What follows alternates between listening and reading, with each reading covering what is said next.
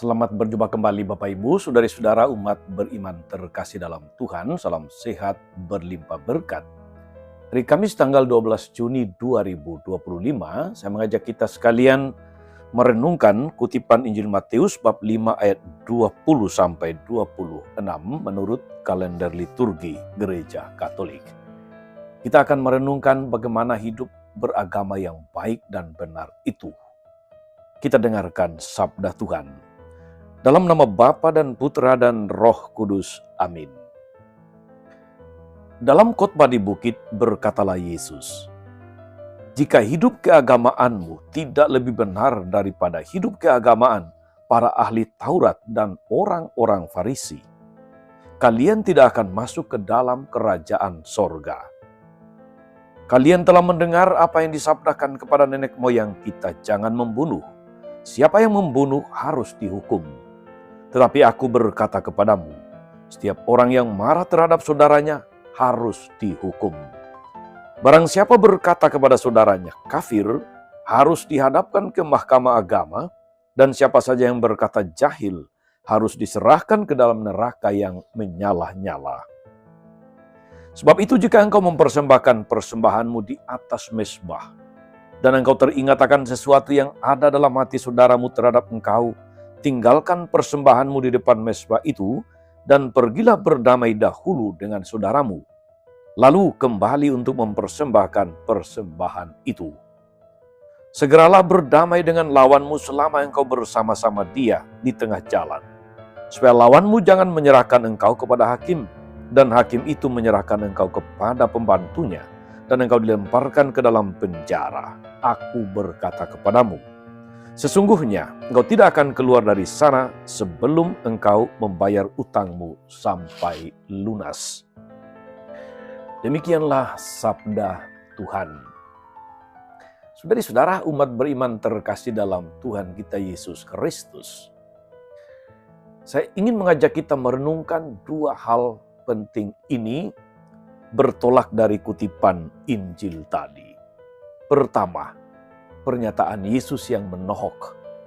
Jika hidup keagamaanmu tidak lebih benar daripada hidup keagamaan ahli-ahli Taurat dan orang-orang Farisi, sesungguhnya kamu tidak akan masuk ke dalam kerajaan surga. Yesus tidak berkata kepada kita, jika hidup keagamaanmu tidak lebih baik, tetapi tidak lebih benar daripada ahli-ahli Taurat dan orang-orang Farisi itu. Apa maksudnya saudara-saudari tidak lebih baik, tetapi tidak lebih benar? Kita tahu saudari-saudara ahli-ahli Taurat dan orang-orang Farisi itu hidup keagamaannya sudah baik. Sudah baik. Tetapi tidak benar. Mengapa? Karena mereka menjalankan hukum Taurat dengan ketat, teliti, dan tanpa cacat, namun melakukannya karena takut berdosa. Ini poinnya. Mereka melakukannya karena takut berdosa. Sebab Allah dilihat sebagai hakim yang kejam. Yesus mengajarkan bahwa pandangan seperti itu tidak benar. Yesus ingin Allah dipandang sebagai Bapa yang penuh belas kasih, Bapa penuh cinta, Bapa yang maha rahim. Kita melaksanakan perintah Allah karena mengasihi Tuhan, bukan karena takut. Karena itulah dalam Injil Yohanes Yesus mengatakan, jika kamu mengasihi aku, kamu akan melakukan perintahku. Melakukan perintah Tuhan karena kasih, bukan karena takut. Saudari-saudara, kebanyakan dari kita belum melaksanakan benar ajaran Yesus ini. Kalau kita mau jujur, kita cenderung mengaitkan hukum Tuhan itu dengan dosa. Kita dapat mengerti hukum Tuhan dengan benar bila kita membuka hati kepada Roh Kudus. Roh itu dalam diri kita sudah ada. Ia ada bila kita mengarahkan hati kepada kehendak Tuhan. Roh Kudus pula lah yang memberikan penerangan hukum cinta kasih itu kepada kita. Semakin kita dibimbing oleh Roh Kudus, semakin kita dibebaskan dari kungkungan cinta diri. Sebab buah roh adalah kasih, sukacita, damai sejahtera, dan lain-lain. Dalam Galatia bab 5 ayat 22. Maka saudari-saudara, mari kita pastikan bahwa hidup keagamaan kita itu lebih benar daripada hidup keagamaan orang Farisi dan ahli Taurat. Jangan menjadi orang-orang Farisi yang baru. Itu poin pertama. Poin kedua, saudari-saudara, umat beriman terkasih dalam Tuhan. Dalam kutipan Injil hari ini, Yesus menaikkan standar kerohanian para murid.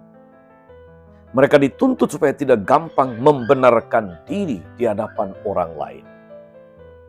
Yesus menjelaskan bahwa kemarahan dan kata-kata kotor terhadap sesama kita itu bisa menodai persembahan, menodai ibadah kita di hadapan Tuhan. Maka memperbaiki, membetulkan relasi dengan sesama itu merupakan bagian penting dari setiap kegiatan peribadatan kita. Tak ada gunanya, saudara-saudari, orang rajin ke gereja hari Minggu, rajin baca kitab suci, rajin berbagi ayat-ayat yang bermakna kepada orang lain, kalau ternyata dia juga suka menyimpan dendam, suka menyimpan marah, suka menyakiti orang lain, memfitnah, suka menyampaikan berita-berita bohong, bullying, dan sebagainya. Hidup keagamaan yang benar tidak terlepas dari kesaksian hidup setiap hari.